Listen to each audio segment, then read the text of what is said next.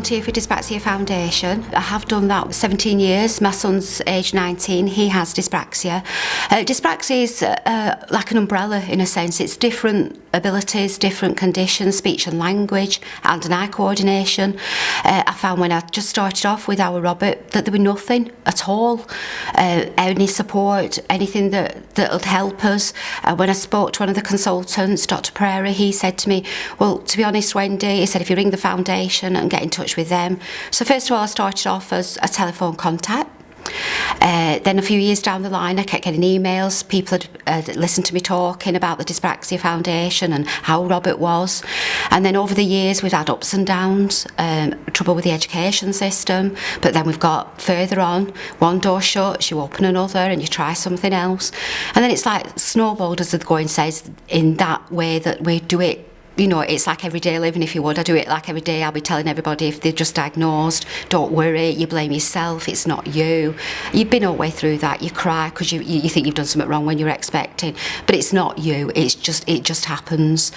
And after that, they asked if I'd be a coordinator, and then I said, well, yeah, but due to medical reasons, I couldn't sort of be out and about. I can't walk so far, or I can't do things that I'm supposed to do, like with my hands. It's nothing to do with the dyspraxia with the hands. It's actually osteoarthritis that I've got in various parts of my joints. And then when I lost my father, we did palliative care in 2014, and I stayed with my dad.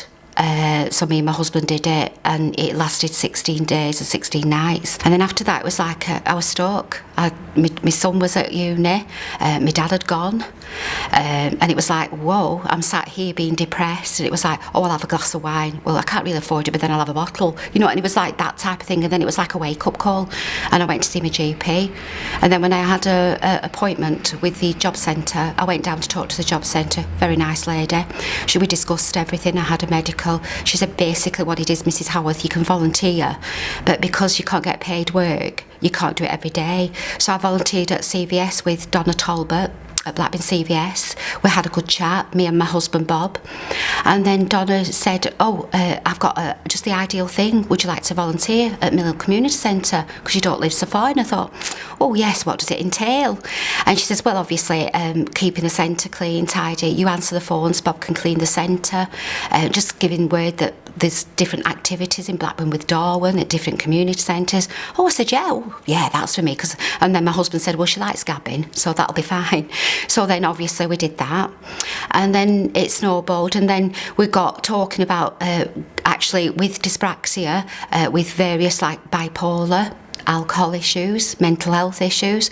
It was like trying to get something to bring into the centre that we could actually have not experience with certificates. It was more like we was how could you word it? It was more experience because we'd been through it. We'd been through alcohol, we'd been through drug abuse, we'd been through self-harming, we'd been through everything in dyspraxia, and we thought, what can we bring to the community centre?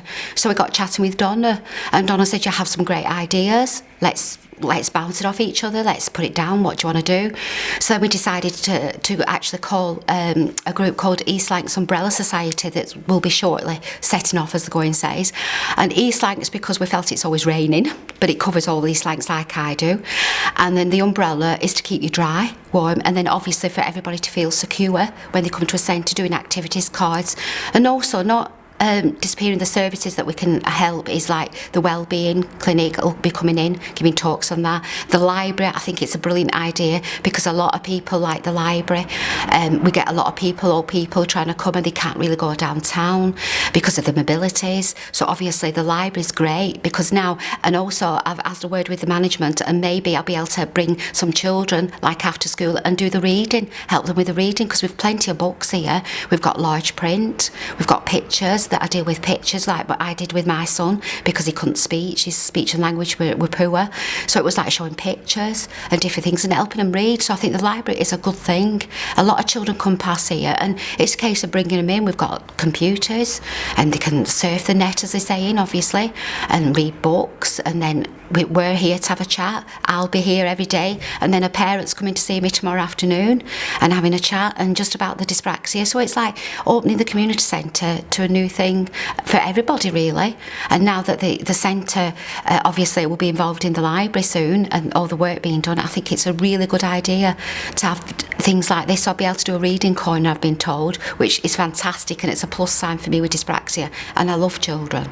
So I mean, I love the grandsons, but I'd love a lot. But I think they've underlined everything now. I think they say that's it. But yeah, I think it's a brilliant idea. I think the library is one great place to have, and it's next to a community centre, so it's accessible to all, so it's brilliant.